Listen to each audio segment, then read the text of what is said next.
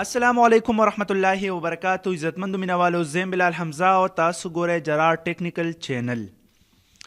کتونکو د نن نه اوه اته ورځې مخکې ما یو ویډیو اپلوډ کړی وه. اوس تاسو ښه زه کومه په هغې کې ما دا خبره څرګنده کړې وه چې تاسو سره 15 آپشن دي، تاسو په کوم باندې ویډیو غواړئ نو زه په هغې باندې جوړوم.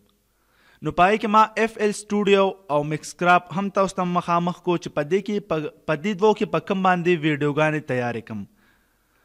نو په دې دوو کې بیا ما الریډي یو ټارګټ کړی، خو د کمنټس د وجې نه هغه زما ټارګټ سافټویر چې دی هغه بدل شو او زه بیا په بل باندې شروع به کوم.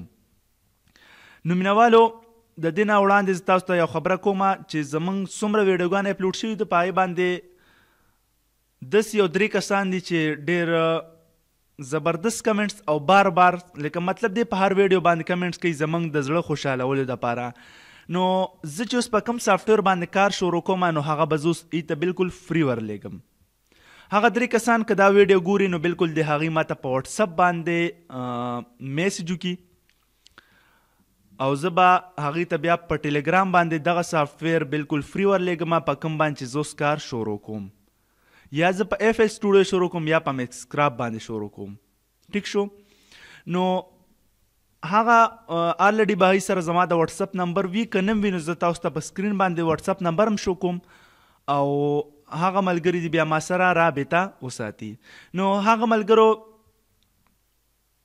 لومبې به زه دا خبره وکړم چې زه به کار شروع کوم په مکس کراپ باندې، ځکه چې زیاتر کمنټس ما ته د مکس کراپ راغلي.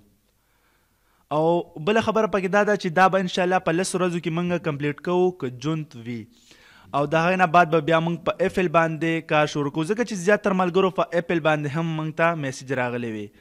نو کمنټس چې تقریبا تاسو هم خپله شمارلی شئ، خو ما چې وشمارل تر اوسه پورې دومره فرق پکې نشته، خو ډېر لږ فرق دی پکې، تقریبا 2 کمنټسه فرق دی پکې چې مکس کراپ تقریبا 12 کمنټس او د FL سټوډیو چې کوم دی نو هغه 10 کمنټس ما ته راغلی دي. نو مینوالو زه به ضرور خامخا چې کوم ډېر کمنټس راغلي نو زه په هغې باندې کار شروع کوم. اوس به دا مکس کراپ چې کوم دی دا به زه 3 کسانو ته بالکل فری لیږم. نو هغه کسان تاسو ته پته چې ما ټارګټ کړي دي چې په یوټیوب باندې کوم د هغې د جیمیل نوم دی نو هغه دی شعیب بنوچ ککی چې کوم دی، نو دې ماته خیر دی که ده ته دا سافټویر په کار وي، مثلا مکس کراپ رجسټرډ سافټویر، نو بالکل ماته د په وټساپ باندې میسج کړي، زه بیا ورته ورولېږم بالکل فری. بل چې دی مسرور ټي وي، اوس ماله داسې نوم نه راځي خو کیدای شي ته خپل نوم پته وي د جیمیل، نو دا قسم دی هم ماته په وټساپ باندې میسج وکړي، ده ته به هم بالکل فری ورلیږم مکس کراپ که چېرې د ده په کار وي او د سره نه وي. بل چې دی فخان سیفي،